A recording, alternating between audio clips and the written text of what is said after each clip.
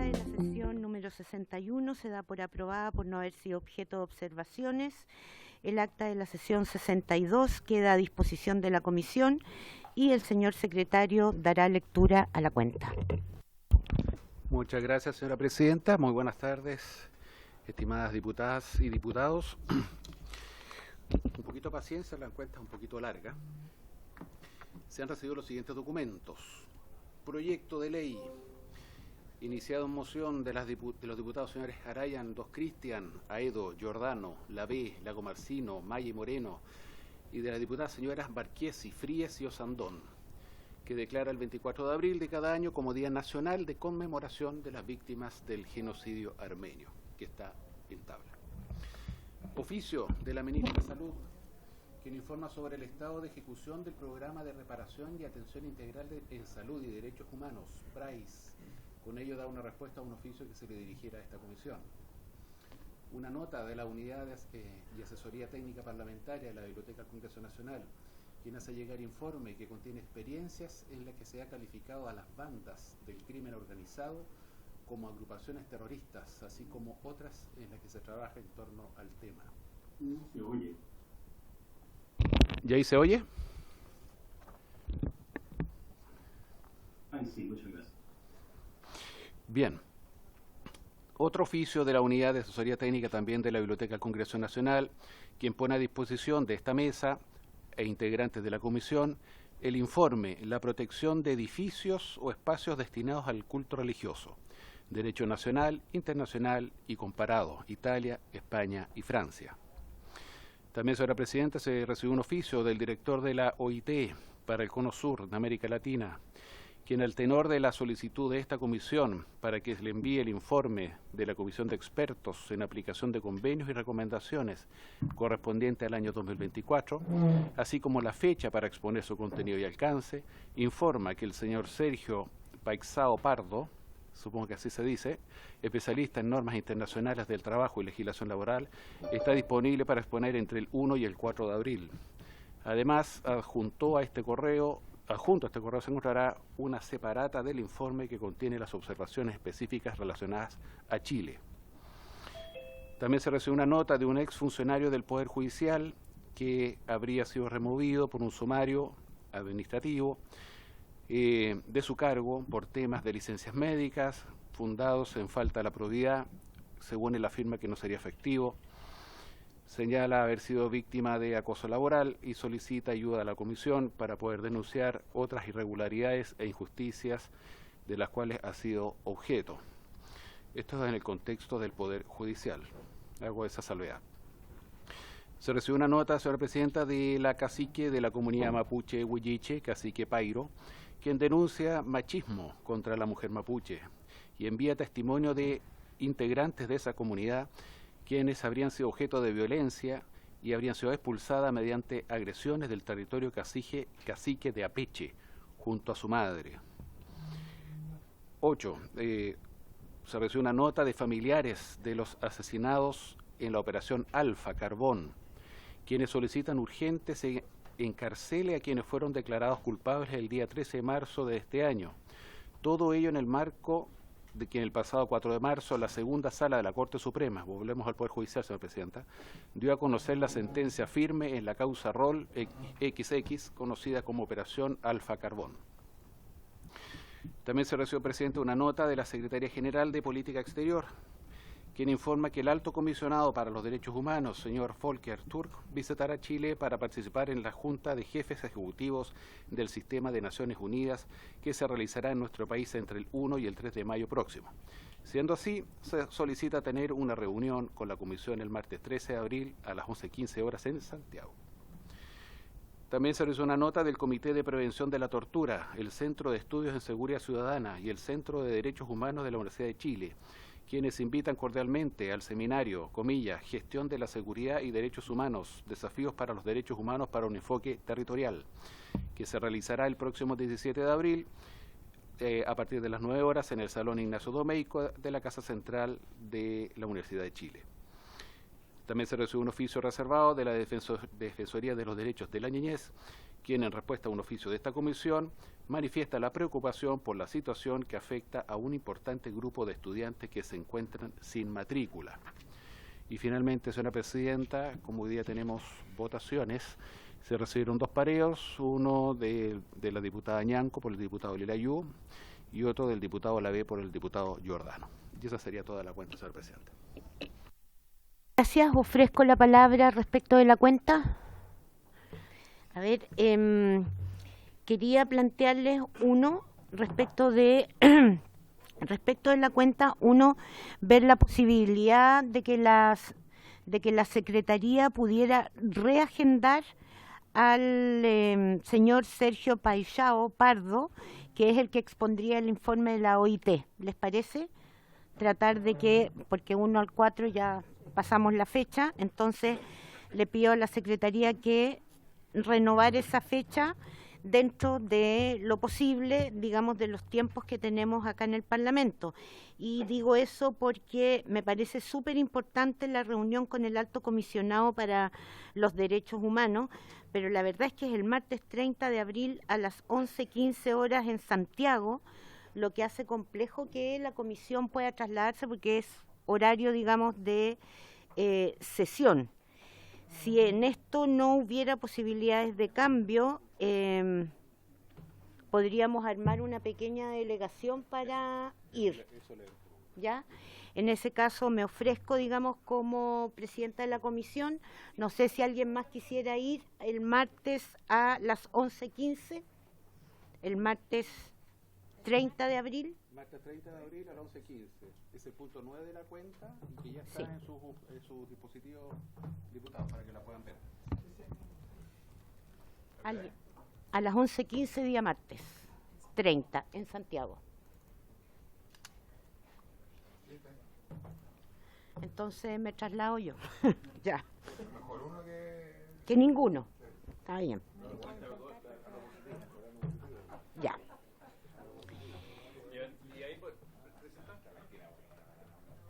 En el fondo, eventualmente, en representación, como en representación de la comisión, el que días antes pueda sumarse, bienvenido sea, ¿no? Si puede venir para acá, dice usted. Si puede, no, pues si puede asistir junto, acompañarlo. Por supuesto, Sí. por supuesto. Siempre abierta. Hay un mínimo que soy yo. De ahí si se pueden sumar, mejor. ¿Ya? Entonces, renovamos la fecha de OIT. ¿Sí? el periodo mío estará ya, ¿ok? Está dado cuenta que hay libertad de acción. Bueno, los informes ya están y quizá, si les parece bien, me voy a comunicar para el caso de la cacique de la comunidad mapuche Huilliche Cacique Pairo, para que pueda ser atendida, digamos, ya sea por alguna de las corporaciones o por el Instituto Nacional de Derechos Humanos, dependiendo de la materia.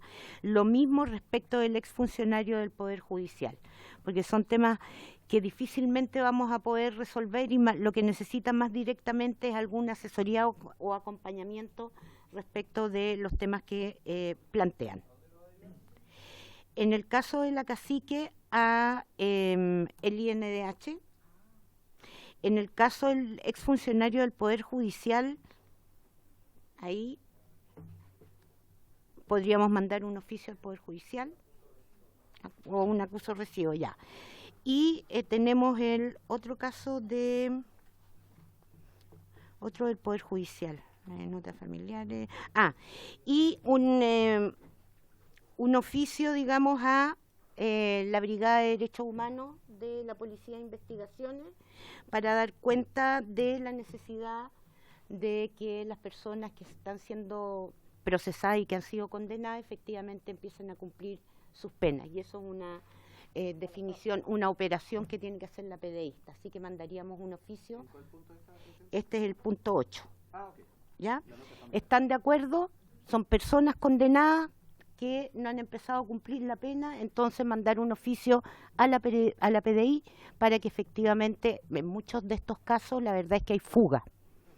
Y por lo tanto, para evitar eso y evitar ahondar, digamos, en lo que significa, digamos, que la gente no cumpla pena, de delitos, pero también de crímenes de lesa humanidad. ¿Les parece si mandamos un oficio? ¿Hay acuerdo? Ya.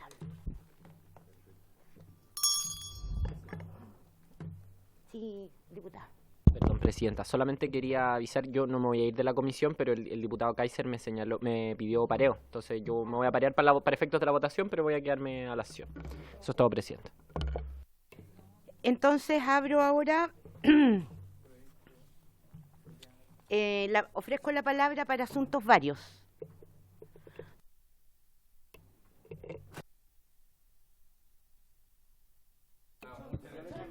Disculpe, estaba haciendo mucho ejercicio en el último tiempo, presidente. No, acá ya lo logramos. Presidenta, la semana pasada, la semana distrital, sostuvimos una reunión, mi equipo, por ley del lobby con la Corporación Cultural de Aguita y Yari, de la comuna de La Serena, una corporación sin fines de lucro que se encarga de promover la cultura de Aguita, pero también la promoción y defensa de los derechos humanos de diversos sectores. Nos han planteado dos cosas que quisiera poner en conocimiento de la comisión. Primero, hay una problemática importante, nos señalan, en torno a los derechos humanos de las personas mayores, principalmente relacionada con la autonomía y el procedimiento de interdicción. En este último caso, la organización señala que no estaría alineado el funcionamiento de las instituciones con las obligaciones internacionales que ha suscrito nuestro país, específicamente la Convención Interamericana sobre la Protección de los Derechos Humanos de las Personas Mayores y la Convención Interamericana para la Eliminación de toda forma de discriminación contra las personas con discapacidad.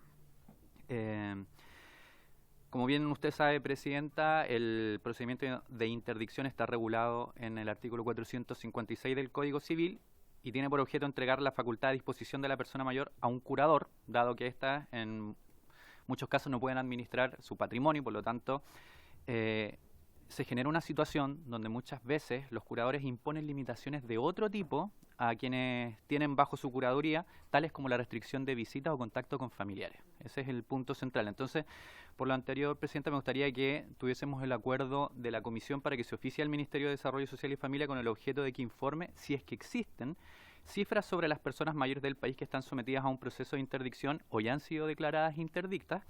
También para que informen las acciones que desarrolla el programa Buen Trato al Adulto Mayor, a cargo del Servicio Nacional de Adulto Mayor, en materia de violencia intrafamiliar contra personas mayores. Y el segundo punto, la misma corporación nos señala preocupación por la aplicación del decreto 301 que reglamenta la calidad del educador tradicional. ¿Qué es lo que denuncian concretamente? Que en la región de Coquimbo algunos colegios prefieren contratar profesionales de pedagogía antes que personas de pueblos originarios para el cargo de educador tradicional, lo que debería ocurrir, de acuerdo a lo que hemos podido, la información que hemos podido recabar, en el caso de que no hayan postulaciones de personas de pueblos originarios.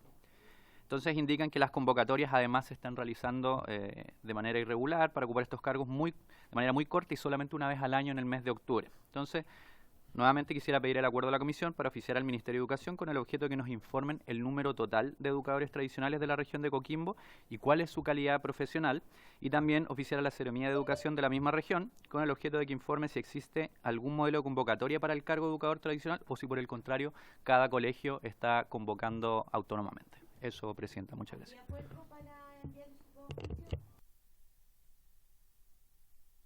Para poder entender. En el fondo, en el oficio no se cuestiona el hecho de que se priorice un educador con formación que una persona por el solo hecho de pertenecer a un grupo, ¿cierto? Ya, claro, y es una solicitud además de información principalmente que se está realizando.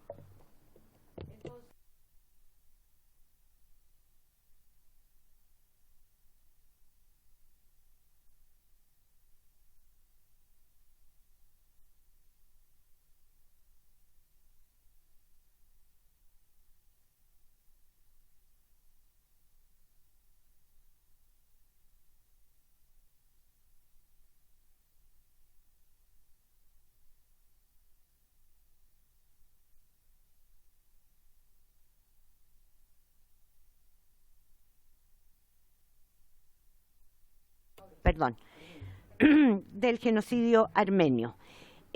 Para presentar el proyecto le voy a pedir al diputado Araya que lo haga. Lo hemos firmado bastantes diputados y diputadas de los distintos sectores, me parece y espero que esto sea una línea de reconocimiento independientemente de la etnia, independientemente de las nacionalidades y de otras odiosidades que van generando un proceso de genocidio. Y es por eso, por lo menos, además porque ha costado mucho que se reconozca el genocidio armenio, fue uno de los más negados dentro de la historia de los genocidios, así que le doy la palabra a diputado Araya. Muchas gracias, presidenta. En primer lugar, agradecerle a usted personalmente por la disposición tanto de suscribir al proyecto como también de ponerlo en tabla, porque viene a hacer de una forma ínfima un poco de justicia con un pueblo que ha sido perseguido y fue víctima del gran genocidio, tal vez el primer gran genocidio de la historia. Los distintos historiadores plantean entre 1,5 millones y 2 millones de personas asesinadas de forma sistemática, a propósito de su pertenencia cultural, de su etnia y de su fe. Es una situación muy dramática que ha sido sistemáticamente negada. Incluso hay países que el afirmar que ocurrió un genocidio es considerado un delito. O sea, estamos hablando de ese nivel de negación sistemática de una cuestión que es, a los ojos de la razón, a los ojos de cualquier persona con un mínimo de conocimiento, resulta un hecho innegable. El día 24 de abril se conmemora porque ese fue el primer paso en este genocidio, una persecución política a intelectuales, políticos, líderes armenios, que finalmente se materializó luego en persecución, muerte, como también de desplazamientos forzosos. Es una historia muy dramática que hay que visibilizar. El pueblo armenio es un pueblo históricamente perseguido, está en una zona muy compleja de la geografía del mundo, en la cual lamentablemente hay muchas hostilidades por distintas razones. Crecen unos imperios y absorben, tratan de subyugar a otros países.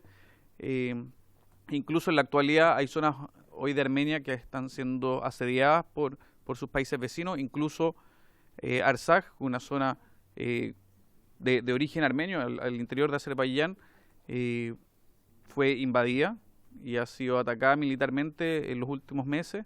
Una situación que lamentablemente, pese a que ha pasado casi de hecho más de un siglo, sigue afectando al pueblo armenio. Esto ha forzado que, por ejemplo, en el caso de Argentina, sean más de 200.000 los descendientes armenios que tuvieron que huir buscando en Latinoamérica un lugar para poder vivir tranquilo. En Chile es una población más pequeña, pero yo creo que sería un gesto, y quiero volver a valorar el hecho de que sea absolutamente transversal la adhesión a esta iniciativa que viene a aportar al menos un reconocimiento a un pueblo que ha sufrido muchísimo. Así que reitero mi agradecimiento y excuso al señor embajador de Armenia, quien es concurrente desde Argentina en Chile, quien por razones de una reunión con el vicecanciller argentino tuvo que excusarse de no poder participar. Tenía mucho deseo de poder estar presente de forma telemática, pero me dijo que sobrepasaba en el fondo sus posibilidades, dada esta importante reunión que tenía. Pero también enviar por él el saludo y el agradecimiento a usted, presidente, y a la comisión por acoger a tramitación este proyecto de ley, muy sencillo en su contenido, pero que tiene un significado muy importante para la comunidad armenia. Gracias, diputado. Ofrezco la palabra sobre el proyecto. Evidentemente lo he puesto en fácil despacho porque se trata de ni siquiera un párrafo, es una frase que reconoce a las víctimas del genocidio armenio. ¿Hay alguien que quiera la palabra para dar su opinión al respecto? Entonces, siendo así, sí. Diputado Lagomarsino, diputado Palma, diputado Lagomarsino y diputada Pizarro.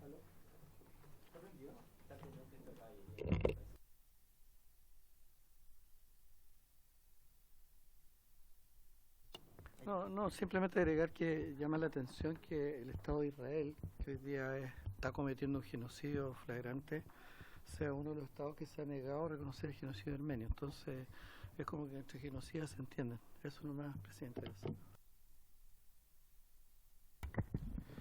Muchas gracias, presidenta. Yo solamente quiero felicitar la iniciativa del diputado Araya, que nunca falla en este proyecto de ley. No, que nunca falla. Araya que nunca falla.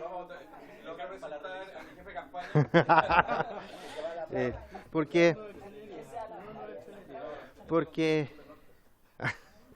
que efectivamente me invitó a firmar este proyecto de ley, yo lo suscribí, lo leí y creo que nos permite construir mejor la historia de la humanidad con cada uno de estos hechos que finalmente ennegrecen y oscurecen la historia. Entonces yo quiero aplaudir la iniciativa y que también va hablando de cómo en conjunto vamos construyendo un relato unificado en torno a los derechos humanos, el resguardo de esto, y evidentemente vamos puliendo también las asperezas en esta comisión. Muchas gracias, Presidenta. Pizarro.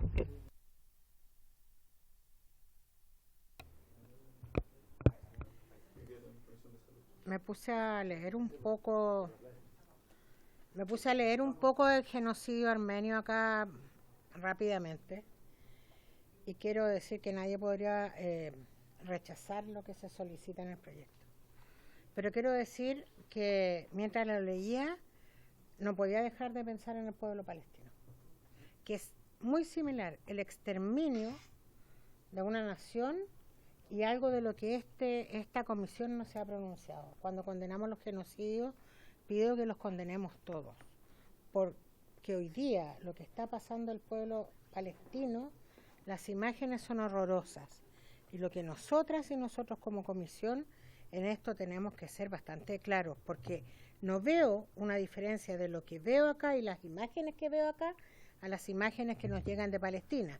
Estando de acuerdo con esto, creo que nosotras como comisión debiésemos adjuntar a esto una condena a los genocidios y agregar, incorporar en el relato de la ley que estamos aprobando, que en nuestro más absoluto repudio al genocidio palestino.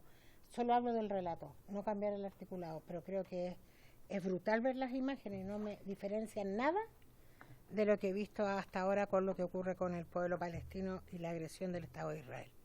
Gracias, Presidenta. Gracias, diputada. Bueno, lo primero que yo quiero decir ahí es que los genocidios son procesos. Nunca es un acto de matanza absoluta, sino que empieza con discriminación, con prohibiciones, con estereotipos, prejuicios, etcétera, y se va institucionalizando eso hasta que termina en lo que estamos hoy día viendo en Gaza, por ejemplo. Una de las razones, y lo dijo bien el diputado Palma, y también el diputado Lagomarsino, una de las razones que por lo menos a mí me llamó a firmar este proyecto, es que yo creo que en torno a lo que es genocidio, más allá de si es de un régimen colonial versus otra población, si es de un país respecto de nacionales de otro país, por las razones que sea, esta comisión no debiera tener ni una sola fricción para poder condenar cualquier genocidio.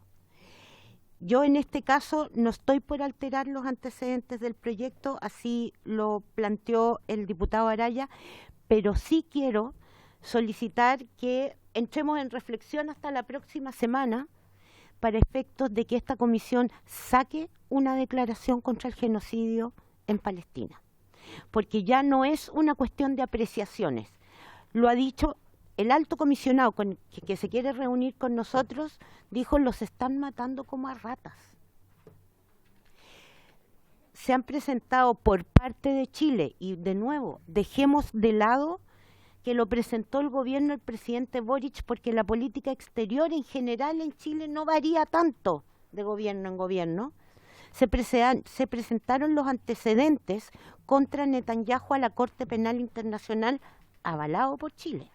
Y Chile también alegó ante la Corte Internacional de Justicia en relación a la prevención del genocidio. Incluso hoy, con todas las caretas que podamos decir unos u otros, Estados Unidos está pidiendo un alto al fuego porque es consciente de que la situación no da más en materia de este proceso, digamos, de limpieza que hay sobre el pueblo palestino. Yo les voy a pedir que votemos este proyecto, pero la próxima semana voy a traer una carta y una declaración para que firmemos. Ha pasado suficiente tiempo, creo que podemos sacar una carta que no tenga que necesariamente hacer más que la referencia a que haya un alto el fuego y a que se pare el genocidio en Palestina.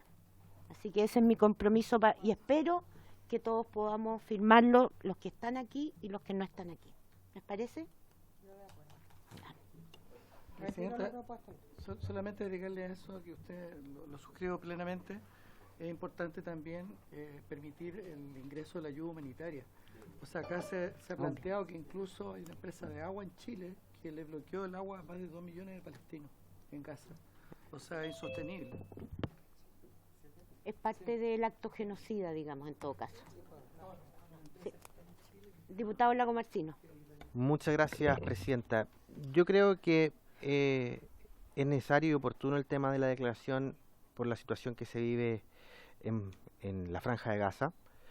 Y creo que a la Comisión de Salud de la Cámara también en su momento se le emplazó de escribir una redacción. De hecho lo hizo el diputado Palma por su intermedio, presidenta. Y yo creo que el lugar es este. Podemos incluso incorporar los planteamientos que el diputado Palma planteó en la Comisión de Salud sobre materia de establecimientos de salud, pero sin lugar a la duda, el lugar donde declarar aquello es este. Y podemos, y aprovechando que está el diputado Lilayú, está el diputado Palma y yo, que somos integrantes de ambas comisiones, yo creo que así podemos no enfrascarnos en ese debate que puede un poco desviarnos del trabajo en dicha comisión y tenerlo en el lugar que yo creo que es el más idóneo para ello, que es esta Comisión de Derechos Humanos y Pueblo Originario, presidenta. Gracias, diputado. Una última cosa. En general, los organismos multilaterales han llegado tarde a reconocer una situación como genocidio. Pasa con el pueblo armenio, pasó, digamos, durante la guerra de los Balcanes también, pasó respecto del conflicto entre los Hutus y los Tutsi en el Congo y toda esa zona. Llegan tarde, es mejor que lleguen tarde a que no lleguen, pero llegan tarde. Por lo tanto, esto no es que haya que esperar a que haya una sentencia judicial. Lo estamos viendo todos los días en las redes. Entonces, bueno, eso para la próxima semana como uno de los puntos, a ver si lo logramos suscribir. ¿Hay acuerdo entonces? Lo vemos la otra semana. Y ahora entonces, secretario, entramos a votación. Muy bien, señora presidenta, vamos a votar en general y particular al mismo tiempo el boletín 16.683, que tiene por objeto, ¿cierto?, dar un reconocimiento y declarar el 24 de abril de cada año como Día Nacional en conmemoración de las víctimas del conocido de genocidio armenio. Este tiene un artículo único que dice así: declárese el 24 de abril de cada año Día Nacional, de conmemoración de las víctimas del genocidio armenio. Don Cristian Araya, ¿cuál es su voto? Muchas gracias, secretario, y reiterando mi agradecimiento a la presidenta y al resto de la comisión por tener a bien votar este proyecto. Voto a favor. Don Jorge Guzmán. A favor, secretario. Don Tomás Lago Marcino. A favor. Doña Jimena Osandón. A favor. Don Hernán Palma. A favor, secretario. Doña Lorena Pizarro. A favor, secretario. Y finalmente, presidenta. A favor, secretario. Aprobado por unanimidad. Muy bien. 8 votos a favor, no hay en contra y no hay abstenciones. Y necesito, presidenta, que la comisión defina quién va a ser el diputado informante. ¿Le parece, diputado Araya? Nunca falla. Ya, tóqueme la campanita. Sí, diputado Araya, diputado informante. No, esto me lo dijeron en campaña.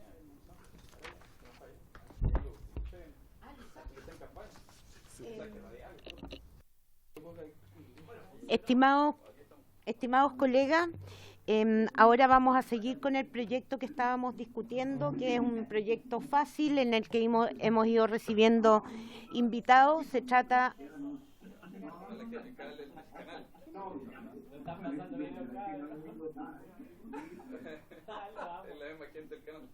Se están riendo en nosotros, ¿te cachai?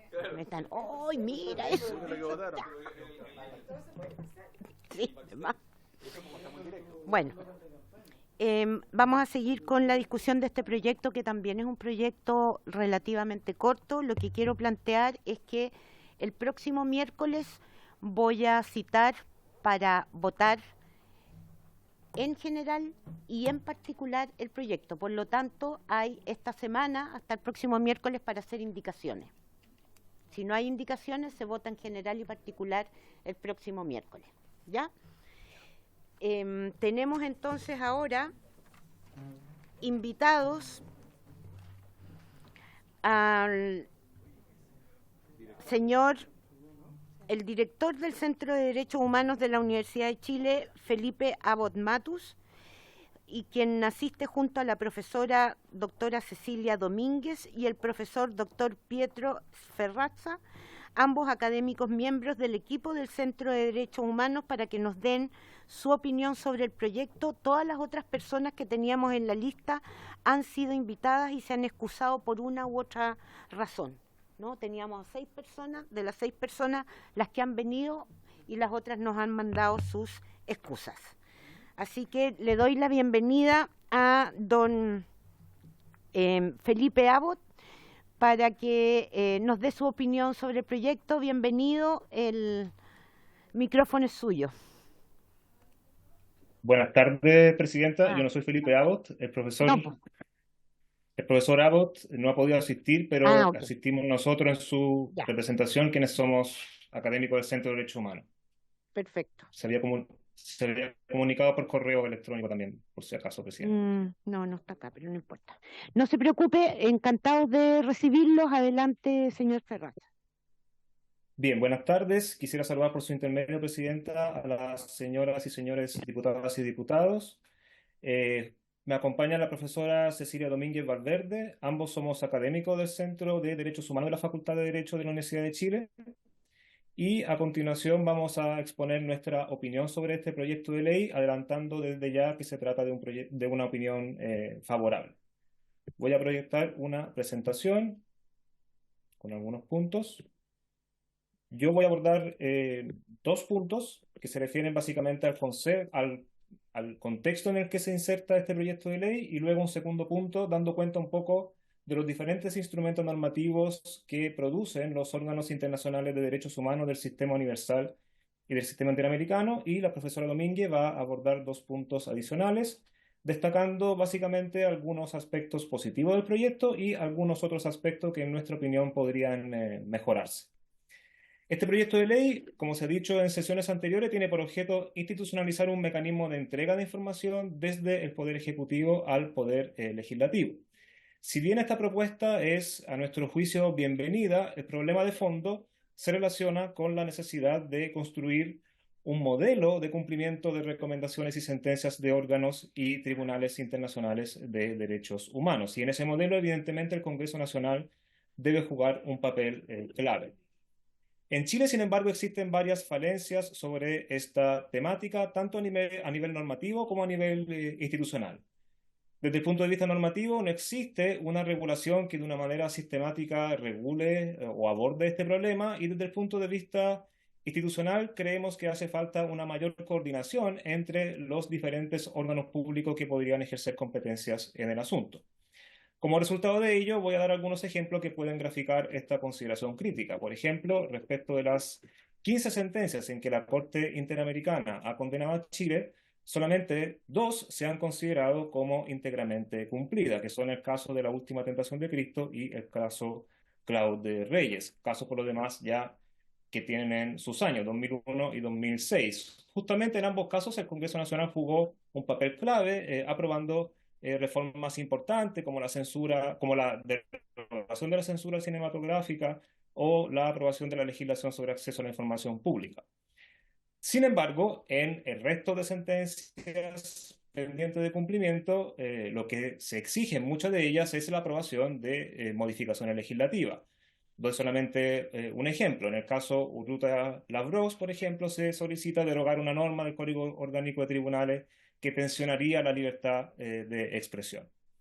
Respecto del sistema universal, recientemente, como ustedes sabrán, el Comité de Derechos Humanos ha publicado una versión en borrador, digamos, de sus observaciones finales al informe periódico de Chile. Y hay varios aspectos positivos que se destacan en ese informe. Y entre los aspectos positivos, el comité destaca el papel desempeñado justamente por el Congreso. Nombra una serie de leyes, 9 en total, sobre diferentes materias de derechos humanos y considera que son avances relevantes en la materia. Pero también en las muchas recomendaciones, y alguna bastante dura, yo diría, acerca de los temas sobre los cuales se requiere avanzar, el comité indica que son necesarias algunas reformas legislativas. Por ejemplo, solamente para dar dos casos en materia de uso de la fuerza policial o en materia de derecho de reunión. Debido a todo lo anterior, yo creo que este proyecto de ley es un avance hacia la construcción de un modelo que tienda a facilitar el cumplimiento de las recomendaciones de órganos internacionales de derechos humanos y por lo demás esta cuestión ha sido promovida por los mismos órganos internacionales. En sesiones anteriores sobre este proyecto de ley se citaba un informe de la Comisión Interamericana sobre este tema. Ese informe contiene varias recomendaciones y una de ellas justamente indica que, cito, se debe incentivar un mayor involucramiento de las autoridades legislativas en este tipo de procesos. En el segundo punto que voy a abordar de manera muy breve, quizá puede ser ilustrativo, digamos, para la Comisión, mostrarle un esquema de los diferentes instrumentos normativos que producen los diferentes órganos del sistema interamericano y del sistema universal de derechos humanos. Son instrumentos distintos y cada uno de ellos exige, digamos, una forma de cumplimiento que es diferente por parte del Estado. En relación con la Corte Interamericana, evidentemente las sentencias en que se condena a Chile son obligatorias y deben ser cumplidas. Pero las sentencias en que se condenan a otros estados, según la tesis de la misma Corte Interamericana, producen estándares normativos que son obligatorios para todos los estados parte del Pacto de San José de Costa Rica por la vía del control de convencionalidad. Por su parte, en relación con la Comisión Interamericana, hay varios instrumentos que también deben ser cumplidos por el Estado. Los informes de fondo, por ejemplo, de los casos individuales, o las medidas cautelares, o las soluciones amistosas que se puedan alcanzar en esos casos. En el sistema universal, bueno, la cuestión es más compleja. En lo que se refiere a los comités, ¿no es cierto?, hay dictámenes sobre casos individuales en que se suele condenar a un Estado, que establecen medidas de reparación y que obviamente son obligatorias también porque los comités son órganos cuasi judiciales, y por su parte, las observaciones finales, como las que acabo de señalar, son recomendaciones hacia los Estados para que cumplan de la mejor manera posible las obligaciones que dimanan de los tratados. Y bueno, hay muchos otros tipos de instrumentos diferentes, están los procedimientos públicos especiales, como la relatoría o de trabajo, que en algunos casos también plantean recomendaciones. Por ejemplo, el Plan de Búsqueda, el Plan Nacional de Búsqueda sobre Personas Desaparecidas, en su momento fue objeto de una recomendación por parte del Grupo de Trabajo sobre Desapariciones Forzadas que visitó Chile en el año 2012. Entonces, con esto simplemente quería, de una manera muy breve, ilustrar un poco la diversidad de instrumentos que se producen en ambos sistemas. Y paso la palabra a la profesora Domínguez.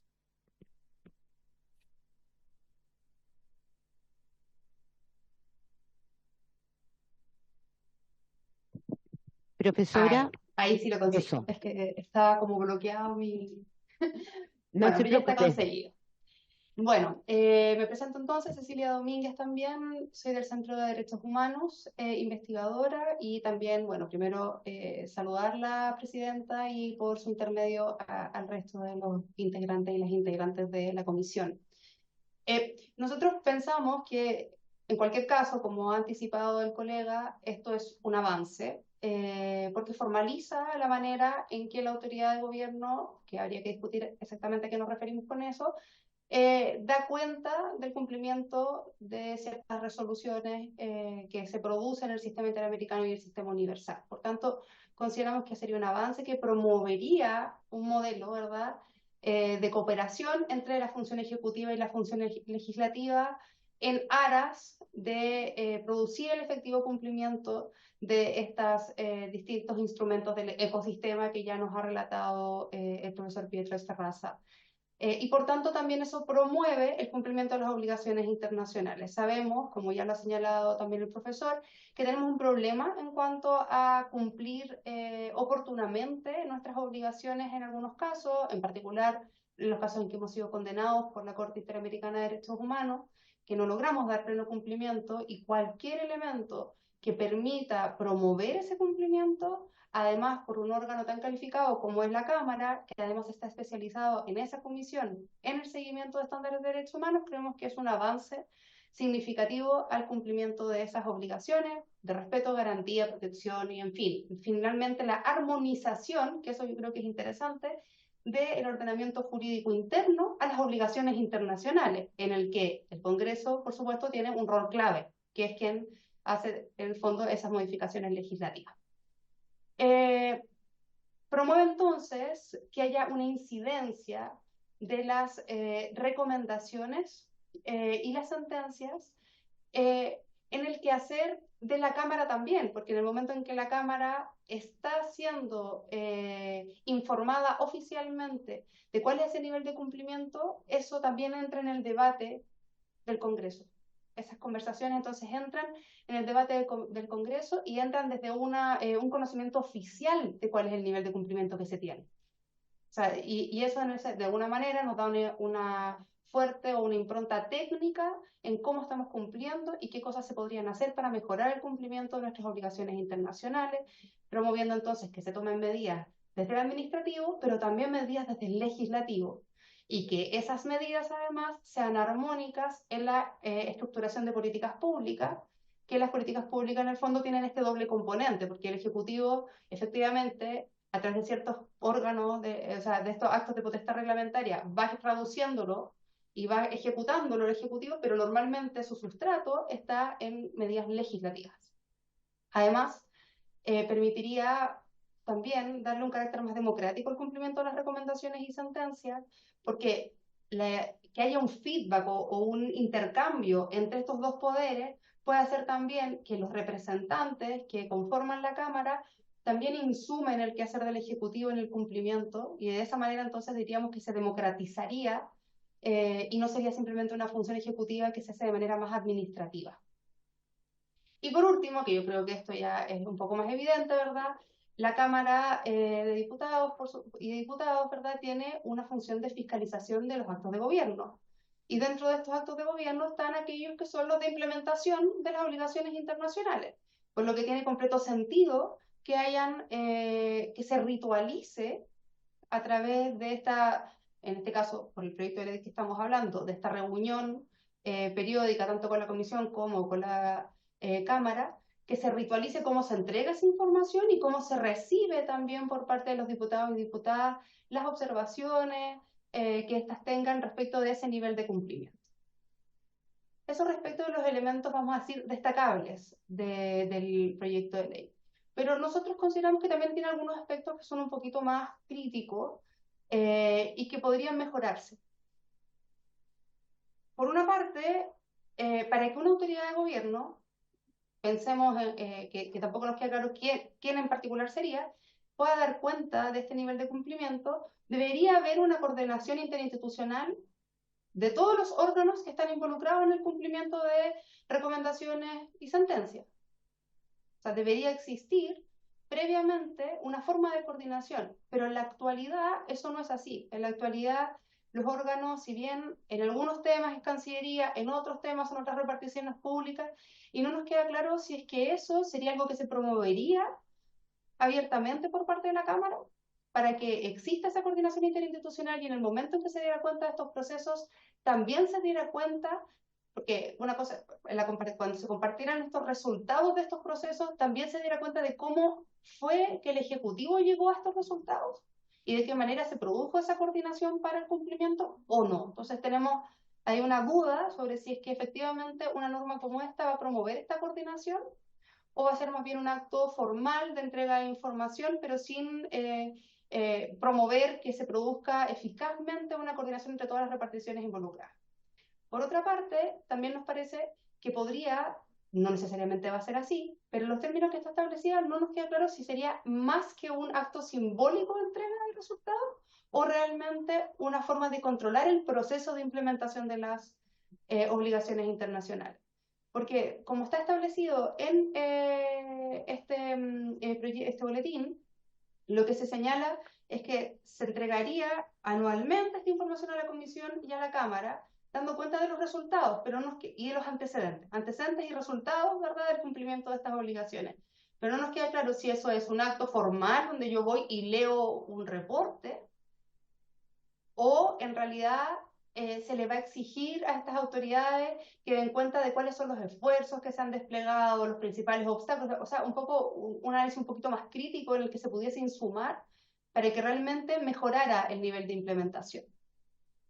Y por último, también nos preguntamos, dado que en los mismos procesos, por ejemplo, el sistema universal, existe la participación también de cuál es la opinión que tienen las organizaciones de la sociedad civil respecto a la implementación y cumplimiento, lo que conocemos, por ejemplo, como informe sombra, en el caso del examen periódico universal, ¿verdad?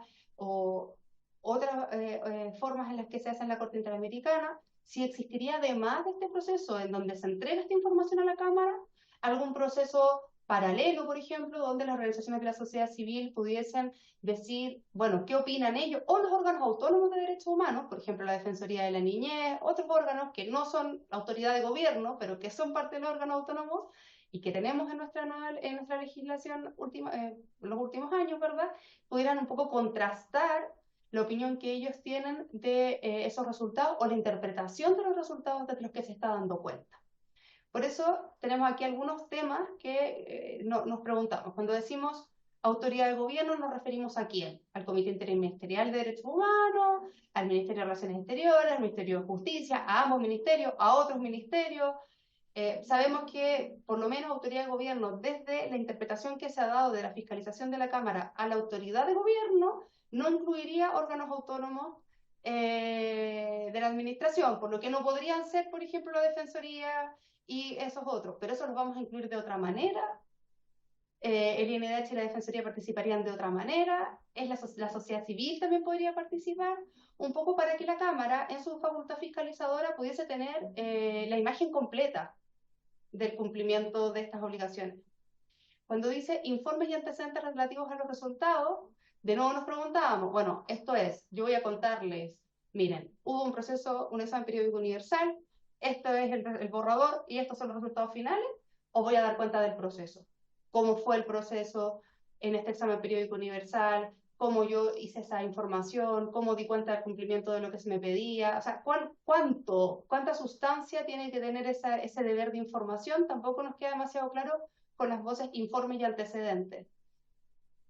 Dice, resoluciones y recomendaciones originadas en el sistema interamericano y el sistema universal de derechos humanos. De nuevo, resolución, desde el punto de vista del derecho interno, tiene una definición que incluye las sentencias.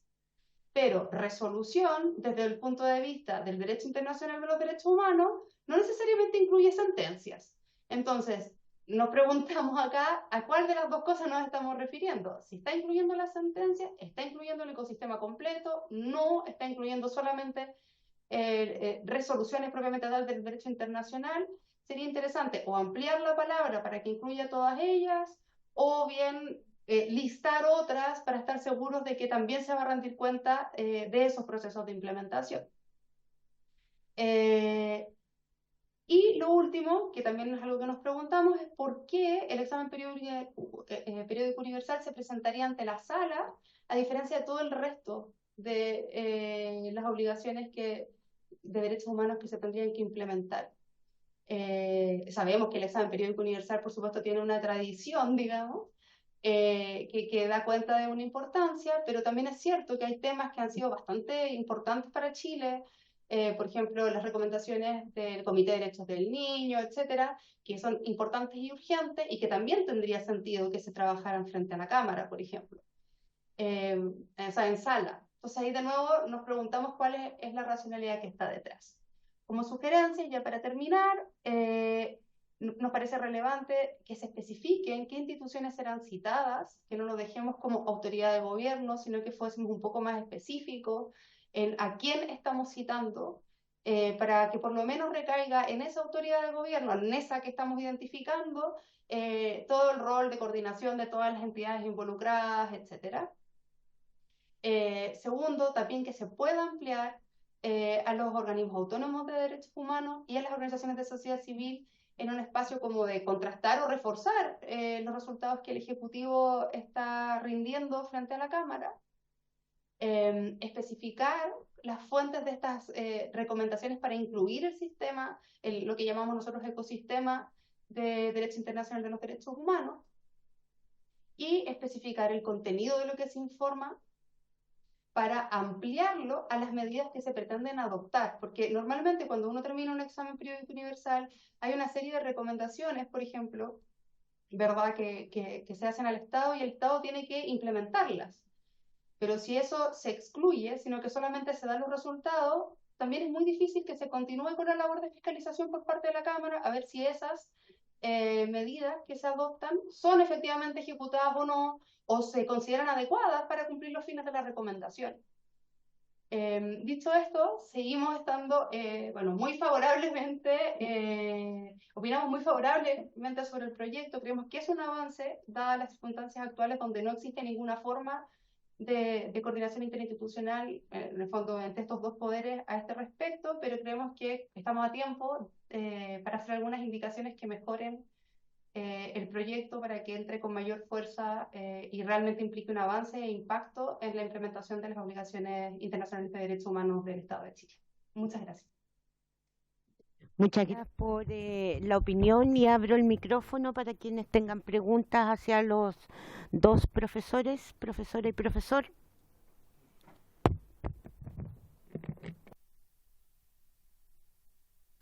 Muchas gracias, Presidenta. Por su intermedio, saludar a nuestro invitado. Yo entiendo que el Estado de Chile es examinado en función de una serie de pactos universales. Entiendo que está la Declaración Universal de Derechos Humanos, el Pacto de Derechos Civiles y Políticos y el Pacto de Derechos Económicos, Sociales y Culturales, y el Pacto de la CEDAW, que es de la eliminación de toda forma de discriminación contra la mujer. ¿Me falta alguno?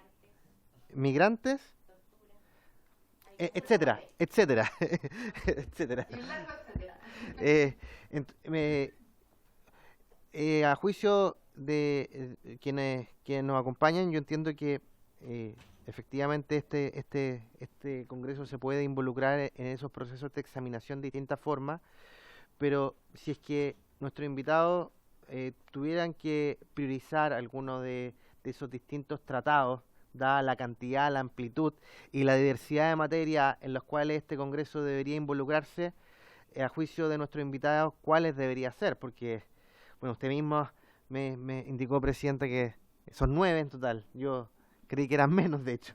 Entonces, en ese contexto, y entendiendo que esta es una nueva suerte de facultad, o sea, dentro de la misma facultad fiscalizadora, pero otra forma de ejercerla, ¿cuál creen nuestros invitados que serían más prioritarios eventualmente para partir o para considerar? Gracias, Presidenta. Le doy la palabra a cualquiera de los dos invitados. Pietro, si quieres empezar tú y luego te complemento yo. Sí, muy brevemente, para dar espacio a más preguntas si es que las hubiere. Agradecemos la pregunta. Sí, efectivamente, en relación con el sistema universal y en relación al mecanismo específico de los informes periódicos, son 9 tratados. Cada uno de esos tratados está supervisado por un comité y por lo tanto hay 9 comités ante los cuales el Estado de Chile de manera periódica debe presentar un informe dando cuenta de cómo ha ido cumpliendo sus obligaciones internacionales en relación con los deberes específicos de cada tratado. Eso para clarificar, digamos, de qué estamos hablando. ¿Cuáles priorizar? Yo sería muy soberbio en decir cuáles deberían priorizarse. Quizás yo me fijaría, o sea, en una opinión muy personal, yo creo que depende de los órganos políticos, digamos, tomar decisiones al respecto, pero ocurre muchas veces que esto funciona de una manera, a manera de ciclo, es decir, los comités revisan toman como base para analizar un determinado informe lo que se informó respecto del informe anterior, las observaciones finales del informe anterior. Entonces, si hay recomendaciones que estaban en un informe anterior y que se vuelven a repetir en un nuevo informe, yo creo que esas deberían priorizarse. Es decir, la sugerencia acerca de ciertas políticas públicas o de ciertas medidas legislativas que de manera reiterada en diferentes ciclos de informes son requeridos por los comités, a mí me parecen que esos deberían priorizarse para cumplir con esos deberes. No sé si Cecilia quiere agregar algo. Bueno, eso respecto al sistema universal. Respecto al sistema interamericano, efectivamente nosotros somos condenados por la Corte Interamericana cada cierto tiempo y parecería prioritario revisar si se están cumpliendo las sentencias, si están dando pleno cumplimiento a las sentencias por las que hemos sido condenados. Si bien es cierto que por control de convencionalidad todos los estándares de otras sentencias también no serían aplicables, puestos a priorizar, tendría sentido que también se informara de qué manera se están dando cumplimiento a esas sentencias en particular, que son las que son especialmente atingentes para nosotros. Y luego, respecto de otras temáticas, yo creo que el criterio es mirar en qué temas estamos siendo especialmente falentes, porque la idea no es que el Congreso no puede, porque es imposible, establecer un control del desarrollo progresivo de todos los derechos humanos en Chile y todas las obligaciones de derechos humanos en Chile. Es imposible. De hecho, eso es algo que debería ser mucho más materia de un órgano técnico autónomo de derechos humanos que tendría que hacer seguimiento de los indicadores. No obstante, en aquello en que hemos tenido abiertamente violaciones de derechos humanos, o sea que nos encontramos en incumplimiento explícito, me parece que esta sería una facultad que se podría aprovechar para hacer seguimiento de que se repara, se corrige y se vuelve a un estado de cumplimiento. Gracias. ¿Hay alguna pregunta más que se quiera hacer?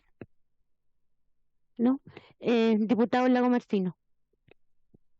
Uno también aprovecha estas instancias de aprender. Muchas gracias, Presidenta. Quisiera también preguntarle a usted misma, Presidenta, como autora del proyecto y también a nuestros invitados, ¿cómo se busca articular esta nueva forma de ejercer la facultad fiscalizadora con el Instituto Nacional de Derechos Humanos? Porque entiendo que la contraparte nacional dentro del mismo territorio nacional es el INDH. Entonces, obviamente en función de no duplicar esfuerzo, o si es que es de tal relevancia, decir vamos a duplicar esfuerzo porque es una materia muy relevante, ¿cómo se puede articular esta forma de ejercer esta facultad con el Instituto Nacional de Derechos Humanos, por un lado?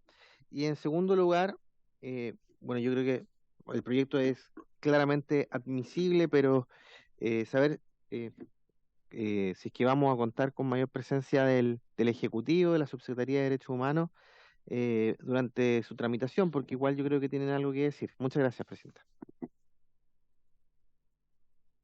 Para darle después la palabra a nuestros invitados, efectivamente el Ejecutivo ya estuvo en su dimensión Ministerio de Justicia y Derechos Humanos y Ministerio de Relaciones Exteriores, ambos proclives al proyecto. De hecho, se declaró por la Secretaría admisible y luego por el subsecretario también quedó acogida esa admisibilidad. Es cierto que si vienen indicaciones del Ejecutivo, las va a tener que firmar el Ministro de Justicia y Derechos Humanos.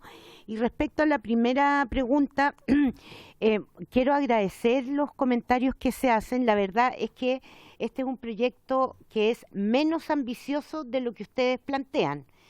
¿En qué sentido? En el sentido de que más que por el lado de la facultad de fiscalización, es por el lado de, uno, institucionalizar el mecanismo y por lo tanto que el campo de los derechos humanos, que son obligaciones también para los distintos poderes del Estado, esté presente acá en lo que tiene que ver, por ejemplo, que usted lo decía como uno de los elementos a favor en términos de adecuación legislativa.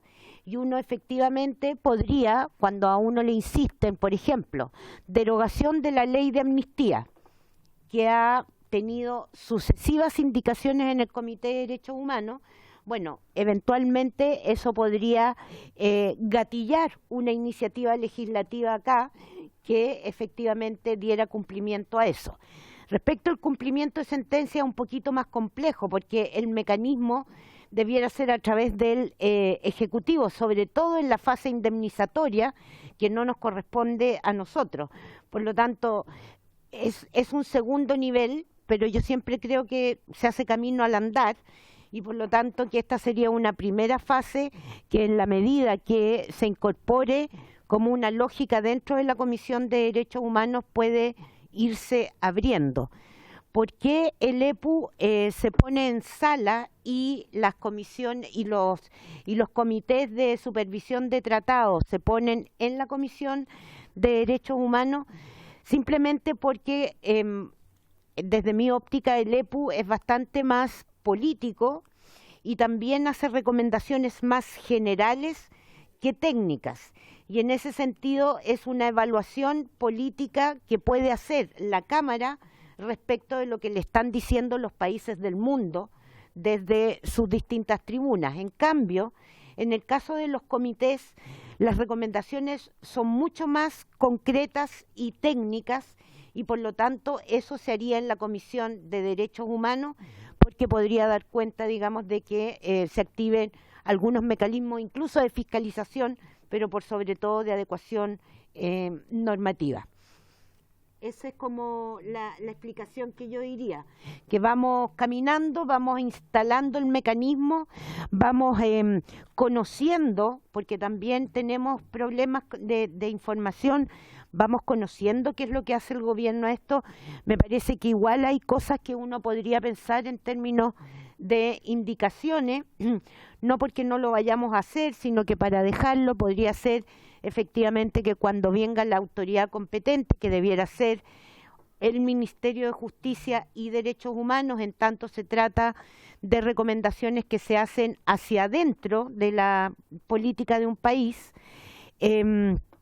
podríamos invitar a la vez, en este caso al INDH o al organismo respectivo autónomo en materia de derechos humanos o sociedad civil, para tener un contraste.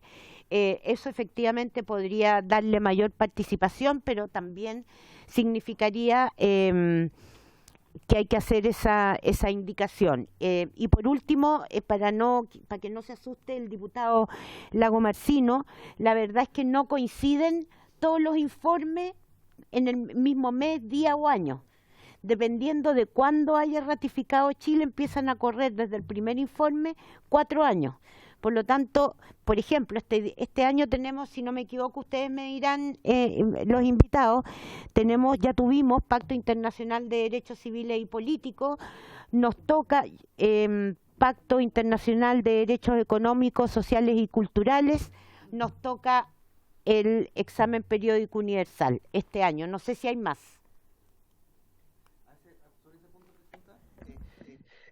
Todos son cada 4 años, todas las examinaciones universales. Y existiría la forma que usted o la Biblioteca del Congreso Nacional nos pudiera hacer como una carta gano, un calendario de las examinaciones que le tocan al Estado chileno en los próximos años. Sería interesante para tenerlo a la vista durante la discusión. Muy bien, y me parece que podemos oficiar al Ministerio de Relaciones Exteriores para que nos haga llegar un calendario este año de los informes pendientes. ¿Les parece? Acordado. Cedo la palabra a los invitados. Muy cortito, yo solo quería señalar respecto de la pregunta sobre si había como algún tipo de repetición de funciones entre el INDH y lo de la Cámara, que de la misma manera que la señora presidenta ha señalado que, por ejemplo, el EPU tiene un cariz más político y que en cambio los comités son más técnicos, en el caso del INDH es una institucionalidad eminentemente técnica y por tanto hace una supervisión, pero desde un punto de vista técnico, Y aquí se esperaría que estuviésemos hablando de una supervisión más desde lo político, democrático, o sea, como más desde otra mirada que es complementaria. No suplantaría ninguna ni se volverían a hacer funciones, sino que se complementarían. Y yo creo que eso es bastante saludable para el sistema jurídico, porque en la medida que esté de alguna manera encapsulado el debate sobre derechos humanos en una u otra esfera, la verdad es que es muy difícil construir políticas públicas que sean protectoras de derechos humanos. En cambio, cuando eso se pone en diálogo, tenemos mucho más posibilidades de construir medidas más sostenibles en el tiempo. Eso. Muchas gracias.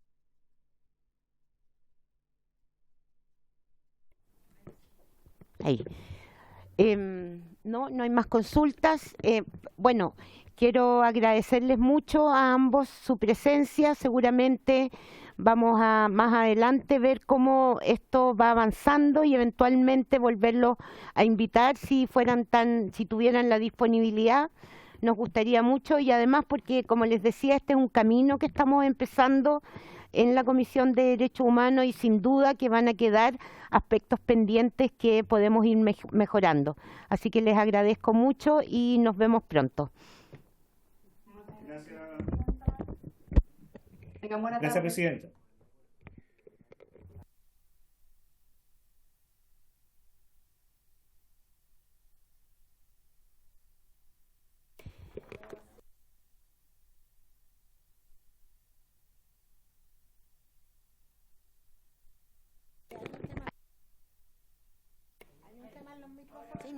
Ahí sí. Bueno, con esto hemos terminado la recepción de visitas en torno al proyecto. Insisto, entonces, creo que hay elementos para quienes quieran hacer indicaciones de aquí al próximo miércoles. Así que, y el próximo miércoles, si hay indicaciones, obviamente votamos en general y trabajamos las indicaciones con posterioridad. Si no hay indicaciones, aprobamos en general y en particular. ¿Están de acuerdo? ¿Estamos? Ok. Entonces, habiéndose cumplido el objetivo de la sesión, esta se levanta. ¿Cuál punto? Perdón, hay un tercer punto. Ya, no. Ah, están acá. Ah, perfecto. Pensé que no habían venido. Perdón, de puro cegatona. No toqué la campana. Vamos a recibir, y mil disculpas porque soy medio cegatona, vamos a recibir al equipo de investigación Proyecto de Patrimonialización y Coleccionismo de Cuerpos Indígenas en Territorio Atacameño para que exponga sobre la lucha y el derecho por saber los paraderos de sus ancestros y a la vez dar a conocer y proponer una ley de repatriación no solo del pueblo Licantay, sino de todos los pueblos preexistentes. ¿Quién está presente? Diana está de forma telemática. Rudecindo parece, ¿no? Don Rudecindo Espíndola. Buenas tardes. Sí. Nuevamente Buenas mis tardes. disculpas y toda nuestra atención para escucharlo. Ya, Presidenta, buenas tardes a todas, a todos. ¿Me escuchan bien, no es cierto? ¿Sí? Sí. Está perfecto. Perfecto. Buenas tardes, Cayejía Tapur, Pichaucota, Licaucota. Buenas tardes, hermanas y hermanos. Nuestra lega Kunza, mi nombre es Rudecindo Espíndola Araya. Soy miembro del equipo de investigación de patrimonialización de cuerpos atacameños, el Icalantay. Y en esta oportunidad, bueno, primero que nada quisiera agradecer a Lorena Pizarro, a la presidenta particularmente, y a la diputado Lorena Pizarro, que hizo estas gestiones para poder nosotros exponerle a ustedes con respecto a este importante tema que va relacionado con el pueblo de Licantay y con nuestros ancestras y nuestros ancestros. En esta oportunidad, en esta presentación me acompañará Carlos Aguilar, quien es también atacameño, el líder indígena del pueblo de San Pedro de Atacama, Patricia Ayala, arqueóloga, y Benjamín Candía, que ambos son arqueólogos y antropólogos. Lo que sí voy a solicitar que si pueden autorizar a Benjamín Cantilla para que vaya pasando las láminas de nuestra presentación, por favor, a ustedes. Está autorizado. Muy amable. Benjamín, por favor, si puede colocar las láminas, presentar las láminas para exponer.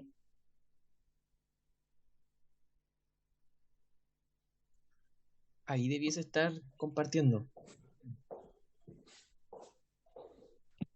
Se ve la imagen. Perfecto. Perfecto, ¿sí? Muchas gracias. Bueno, en el contexto muy breve, con respecto a los trabajos que hemos hecho de investigación, cómo el pueblo atacameño ha tenido un proceso, ¿no es cierto?, de solicitud también con respecto a los cuerpos y elementos de ajuares funerarios de nuestros ancestros. Y finalmente vamos a hacer una propuesta también de ley con respecto a este tema.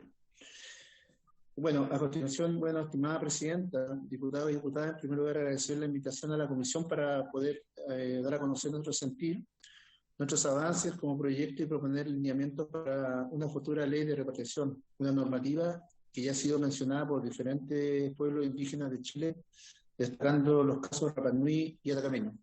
A modo de introducción, nos gustaría exponer que son las demandas de repatriación y o reentierro y las legislaciones de otros países junto con el derecho internacional indígena sobre esta materia.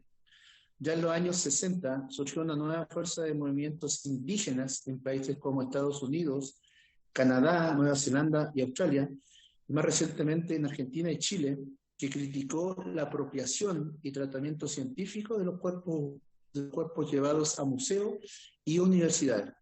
Este activismo ha llevado a posicionar estas demandas a nivel mundial, reflejándose en leyes nacionales en Estados Unidos y Argentina, así como la Declaración de las Naciones Unidas sobre los Derechos de los Pueblos Indígenas y el Convenio 169 UIT, de las cuales explicaremos más adelante. En el territorio arameño y Liganantay, al norte de Chile, tanto el coleccionismo de los siglos XIX y XX, como la arqueología desarrollada por aficionados y profesionales durante el siglo XX, se caracterizó por la excavación de tumbas indígenas, faltando el respeto de nuestras propias creencias, las cuales incluyen no molestar a los cuerpos de nuestros antepasados, a quienes desde la mirada local conocemos como los abuelos o gentiles, los cuales cumplen un rol ancestral y tradicional en los territorios y son parte de nuestra Patajoiri. Nuestra Patajoiri es nuestra madre tierra, en lengua cusa, el pueblo atacameño. Nuestros ancestros son sumamente importantes para nuestra cultura y nos consideramos sus descendientes. En cada ceremonia los invocamos, es una práctica diaria, la relación que tenemos con ellos es profunda, estamos constantemente conectados mediante conversaciones, pago a la tierra, convidos y rogativas para que nos cuiden, nos protejan y nos den sabiduría o incluso algún perdón. Nuestros ancianos creen que los abuelos o gentiles son poderosos, hacen pagos u ofrendas a los abuelos para que se enojen, pero también tienen poderes benéficos si cumplen con hacerles sus tradiciones. Están presentes en todo nuestro territorio, en quebradas, en los ríos, en las montañas e incluso en cementerios. Para nosotros ellos fueron quienes construyeron los caminos, quienes construyeron los canales de regadío, quienes enseñaron a comer y quienes se ocuparon de su descendencia al cuidarnos con las plantas medicinales. Son parte total de nuestro territorio. Así también es importante decir que nuestros ancestros viven y habitan desde su espíritu estos territorios con sus roles culturales diversos, y el hecho de sacarlos de la tierra y llevarlos fuera del territorio con la licana los expolia y despoja de su rol ancestral. Los ancestros no pueden seguir siendo prisioneros de la ciencia. Para nuestro pueblo, esto es una demanda histórica, que incluso ha sido discutida y registrada en la Comisión de la Mesa de Verdad Histórica de Nuevo Trato, en la cual se señala solicita la repatriación de los restos arqueológicos y patrimonio cultural atacameño que se encuentran diseminados en los principales museos del mundo, como Suecia, Alemania, Bélgica, Francia, Estados Unidos y España. Hemos investigado algunos viajeros, coleccionistas y arqueólogos que participaron en estas distintas exhumaciones, Incluso hemos podido identificar instituciones y museos tanto a nivel nacional como internacional que poseen restos de nuestros ancestros y objetos u ofrendas. Nos hemos puesto en contacto con algunas de estas instituciones para obtener información sobre las colecciones que tienen en su poder y actualmente colaboramos con algunas de ellas. En el caso del Museo de Osorno del sur de Chile, solicitamos que se retire el cuerpo momificado de una abuela de exhibición. Algo que también pedimos años atrás, Museo Arqueológico de San Pedro de Atacama, donde ya no se exhiben los cuerpos desde el año 2017, pues escucharon el santín atacameño. Refiriendo a la legislación internacional, los avances son varios, como la promulgación de la Ley de Museo Nacional Indígena Americano en 1989, orientada a los museos Smithsonian en Estados Unidos, y la Ley Federal para la Protección de Tumbas Nativoamericanas y Repatriación, conocida como NACPRA, en 1990, dirigida a los museos, a todos los museos e instituciones científicas de Estados Unidos. En Sudamérica se tiene una ley de restitución en Argentina del año 2001 que exige a los museos poner a disposición de los pueblos indígenas o las comunidades de pertenencia que los reclamen los restos humanos de aborígenes que formen parte de sus colecciones. Este cuerpo legal se reglamentó a través del decreto 701, facultando al Instituto Nacional de Asuntos Indígenas para identificar los restos mortales de aborígenes que formen parte de museos o colecciones públicas o privadas y promover su restitución, coordinando sus acciones con los organismos competentes. Por su parte, el Convenio 169 de la OIT sobre los pueblos indígenas y tribales, que es el instrumento del derecho internacional indígena más relevante en los últimos tiempos, brinda un marco legal de carácter internacional para garantizar el derecho de los distintos pueblos indígenas y tribales a mantener su cultura y garantizar su autonomía en cuestiones de creencias tradicionales. Cabe destacar que cuando el Estado ha ratificado este convenio, deberá realizar las acciones necesarias en temáticas de legislación a nivel nacional para poder respetar lo acordado en el OIT 169 de 2014. Chile aprobó y ratificó el convenio del año 2009, por lo que es vinculante en nuestro país. Uno de los puntos centrales del convenio 169 de la OIT se basa en que los estados deben realizar una consulta previa e informada a los pueblos indígenas y tribales cuando se vaya a tomar alguna medida que afecte su territorio y cultura. Al haber ratificado el convenio, Chile debe respetar y proteger los derechos de los pueblos indígenas, respetando sus costumbres, sus tradiciones en el artículo 2, salvaguardar su cultura y las prácticas sociales y espirituales, como lo dice en el artículo 4 y 5, considerar sus costumbres o derechos consuetudinarios, artículo 8, y respetar la importancia de su relación con la tierra y el territorio en el artículo 13, y garantizar el derecho de ellas en el artículo 14. Ahora pasará también a exponer mi pichao, Carlos Aguilar.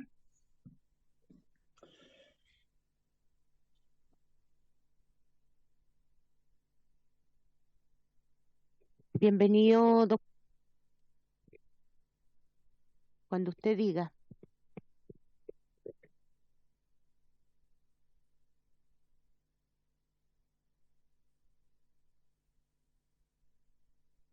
Parece que hay un problema con el micrófono. ¿Usted me escucha? Usted me escucha. Nosotros no lo escuchamos a usted.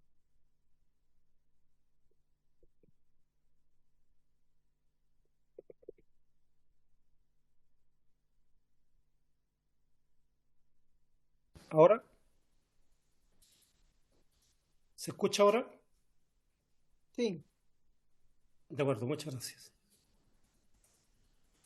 Muchas gracias por recibirnos en esta comisión y darle las gracias por la atención. Continuando con la lectura de lo que estamos presentando, voy a continuar donde quedó don Rudecindo.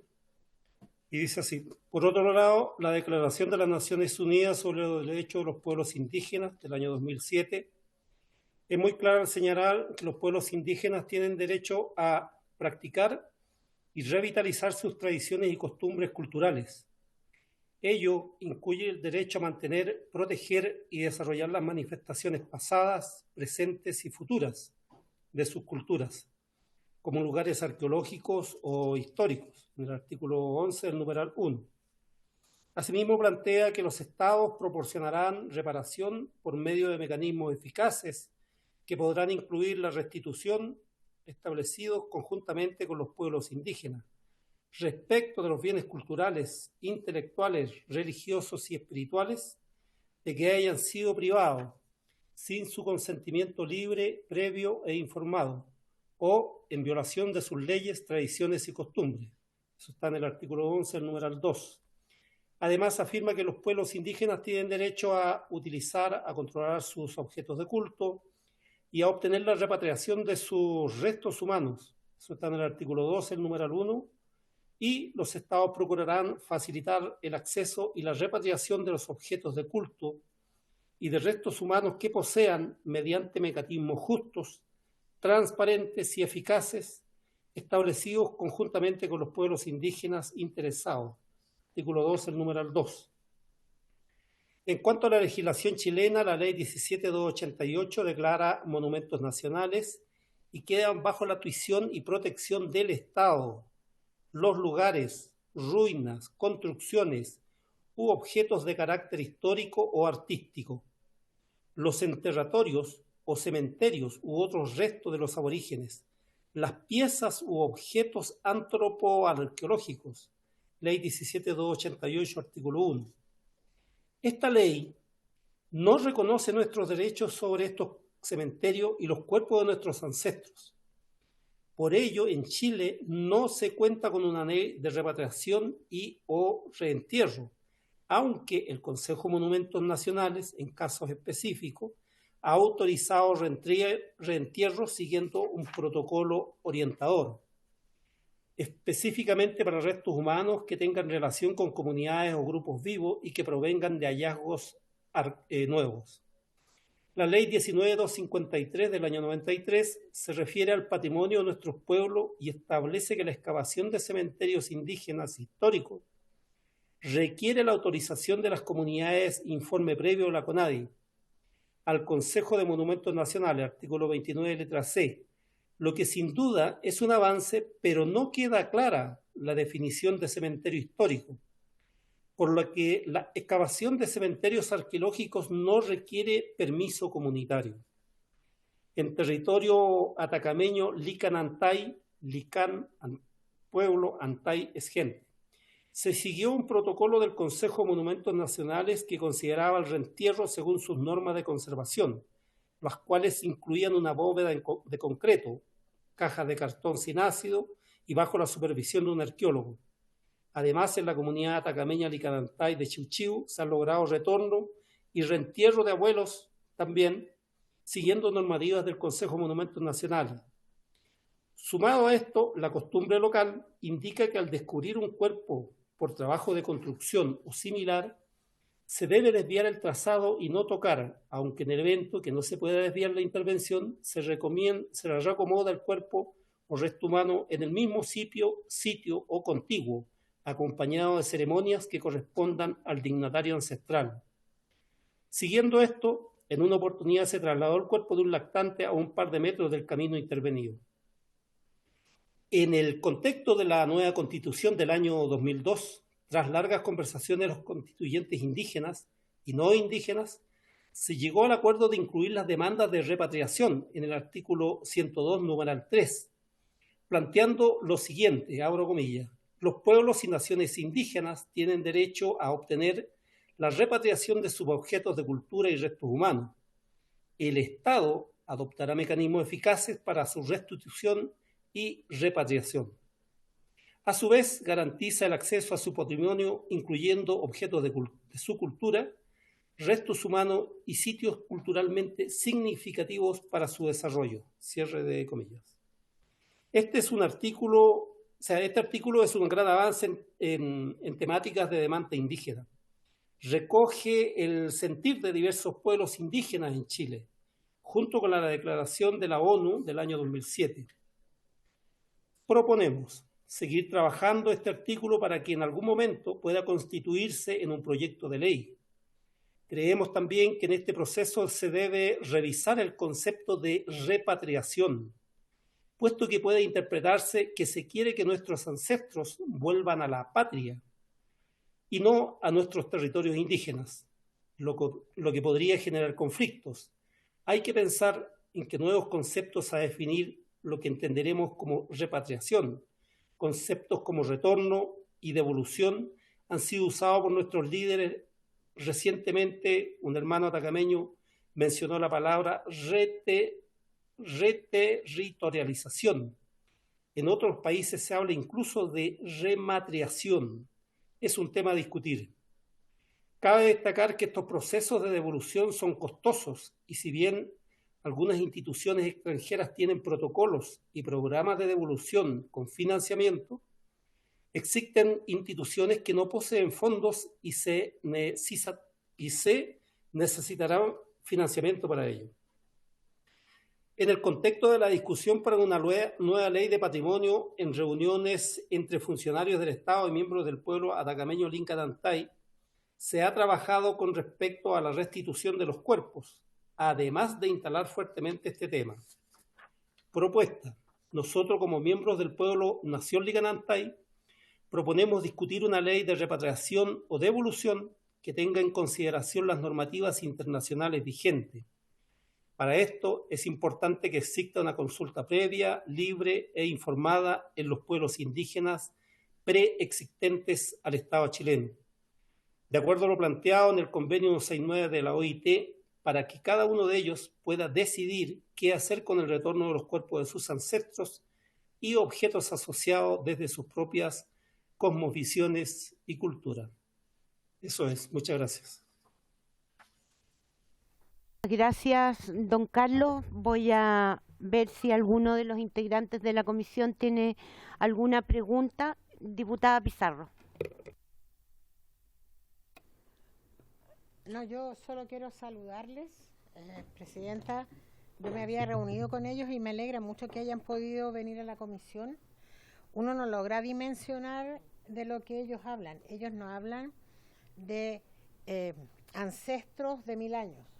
Hablan de familiares cercanos, bisabuelos, abuelos, que tenían una vida en la comunidad y que finalmente les fueron arrebatados. Es como que a uno de nosotros, recuerdo cuando me reuní con ellos, nos arrebataron a una abuela o un bisabuelo y luego exhiban, les exhiban en un museo como trofeos de no sé qué. Yo creo que es bien dramático lo que aquí se expresa y tiene que ver también con cosmovisión del mundo, con lo que representan para ellas y ellos. Y recuerdo que en esa oportunidad me dijeron que sus muertos no estaban tranquilos y que ellos eso lo sienten, lo viven, y creo que es un tema muy serio que hasta ahora, yo no sé si alguien lo sabía, yo hasta que conversé con ellos era muy ignorante en el tema y debo reconocerlo. Y les quiero agradecer que se hayan comunicado y de verdad muy claro es lo que señalan. También quiero agradecer, efectivamente no estaba al tanto de lo que ustedes están planteando y me parece muy, muy relevante. Quisiera proponer, antes que nada, que pudiéramos oficiar al Ministerio de Desarrollo Social para que nos digan si existe alguna iniciativa en esta materia que se esté barajando, porque efectivamente, como ustedes señalaban, esto es... por lo bajo sí requiere de financiamiento y en ese sentido es una atribución exclusiva del Ejecutivo. Entonces, antes que nada, saber si el Ejecutivo, el Gobierno, está haciendo algo, si lo tiene considerado y si no, ver cómo podemos avanzar como Congreso en algo que me parece muy relevante. Tengo que decirle que mi madre era arqueóloga y era arqueóloga de esa zona, así que igual me golpea, digamos, como lo que ustedes están planteando y me parece que es pertinente. Hay, como ustedes dicen, una oleada en el mundo en lo que se está cuestionando, digamos, lo que son expresiones todavía, ¿no es cierto?, de una lógica colonial que sigue existiendo, digamos, en los distintos países y sobre todo con un eurocentrismo, digamos, que hace que todo esto, digamos, sea parte de lo que tradicionalmente se trabajó como arqueología con un foco en Europa, que era el lugar donde se exhibían, digamos, a estas personas. Y luego eso se trasladó también, obviamente, a nuestro país. Recuerdo también en el caso del norte, ¿no? Justamente en el Museo de San Pedro de Atacama, que era muy duro ir a ver y ver, digamos, cuerpos, cráneos apilados, que uno decía, ¿qué es esto? ¿No? O sea, efectivamente, si uno se sienta y piensa 2 minutos, entiende perfectamente lo que ustedes están planteando, y si ustedes me lo permiten, y si hay acuerdo, vamos a oficiar al Ministerio de Desarrollo Social y vamos a ver, manteniendo el contacto con ustedes, a ver qué podemos hacer a partir de allí. Entiendo que es una ley, veamos cuáles son las posibilidades y los límites de una ley. Sí, adelante, don Rudecindo.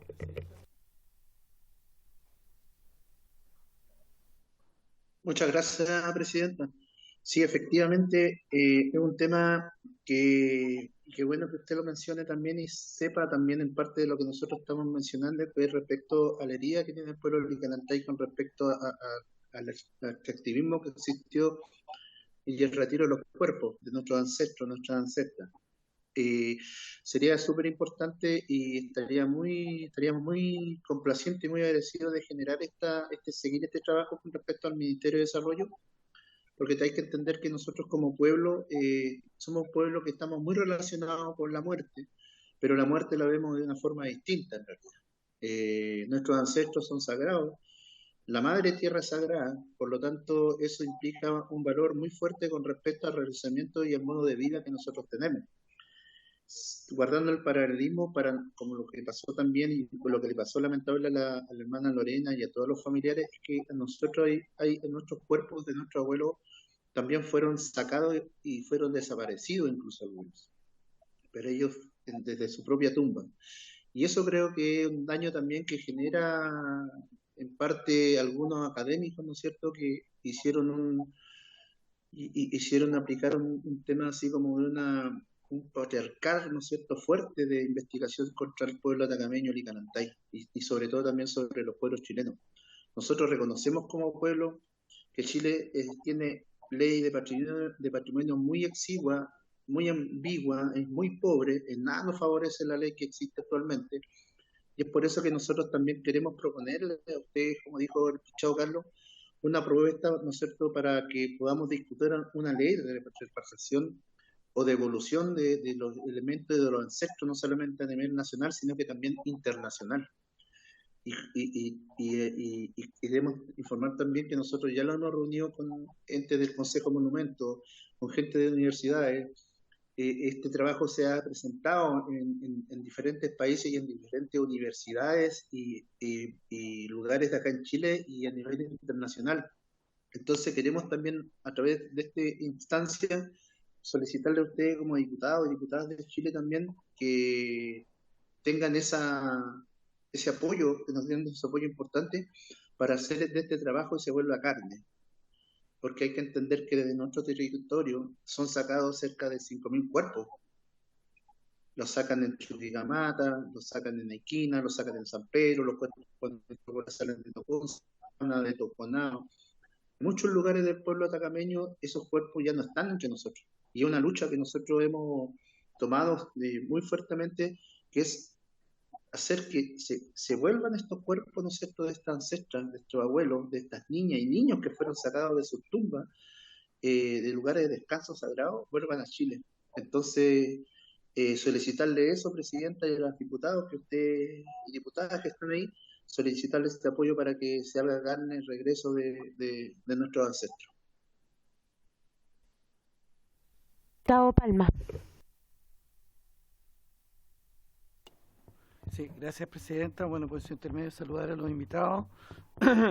Agradecer desde luego esta presentación. Me hizo recordar en el contexto de un viaje que hice yo a Los Ángeles, Estados Unidos, que estaban haciendo una excavación en el costado de una iglesia de hace muchos años, y se encuentran justamente con un cementerio indígena y existe una legislación que obliga inmediatamente a detener la excavación y respetar digamos, los ancestros que están enterrados ahí.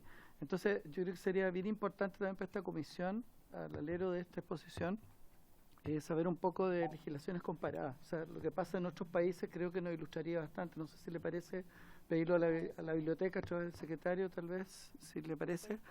Y sin duda yo me imagino lo que nos pasaría a cualquiera de nosotros si uno de nuestros parientes lo sustrajeran, lo pusieran como exhibición, pieza de exhibición de museo, y lo que es peor aún, cobran por eso, ¿no? O sea, además recaudan fondos. Así que nada, es bien impactante lo que hemos escuchado, agradezco la exposición y pediría eso a través de la Secretaría. Muchas gracias, presidente. Antes de darle la palabra a la diputada Pizarro, hay acuerdo en que enviemos el oficio al Ministerio de Desarrollo Social y un estudio comparado a la BCN. Ah, diga, diputada. No, muy breve. Lo que pasa es que en el oficio, junto con pedir eso, yo sugiero que consultemos también si ellos tienen algún catastro, porque alguna vez ellos, cuando yo me reuní con nuestros invitados, hablaban de algunas de sus familiares exhibidos en lugares de Europa y hablaban de un registro de pesquisa de aquello que ellos en alguna oportunidad se reunieron con Desarrollo Social, pero hasta entonces no sabíamos si aquello se había avanzado.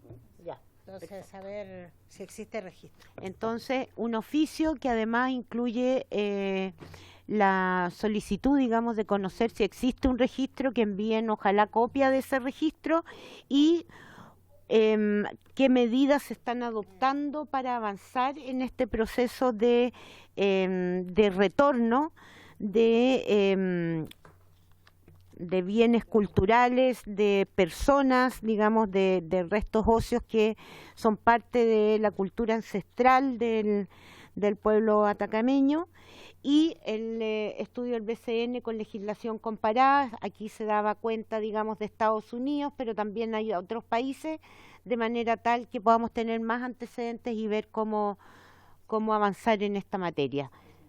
Don Carlos, usted tiene la mano levantada, diga. Sí, presidenta.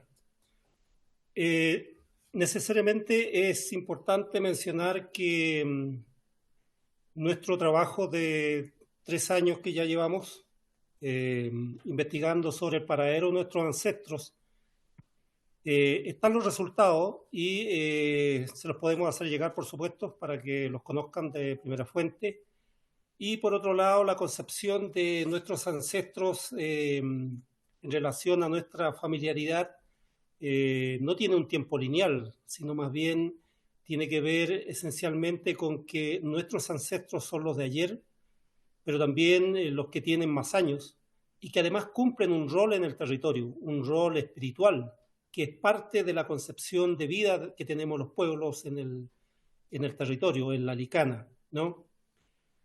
También hemos conocido por intermedio de intercambio de experiencias con otros países del mundo, en donde hemos conocido las distintas situaciones que se han generado a partir de la intervención de los estados sobre el derecho de los pueblos a reentierro o repatriación.